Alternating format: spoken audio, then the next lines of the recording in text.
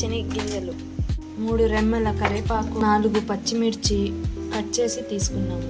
1 tea spoon ఆవాలు, అర్ధం tea spoon జీలకర్ర, కొన్ని శనగలు, 1 టీ స్పూన్ శనగపప్పు, 1 టీ స్పూన్ ఉద్దిపప్పు.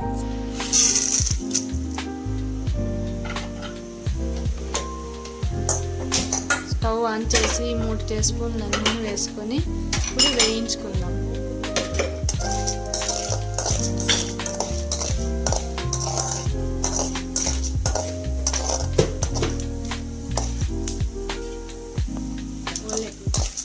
పప్పులు దోరగా వేయించుకొని ఇప్పుడు తరిగి పెట్టుకున్నవి వేసుకుందాం.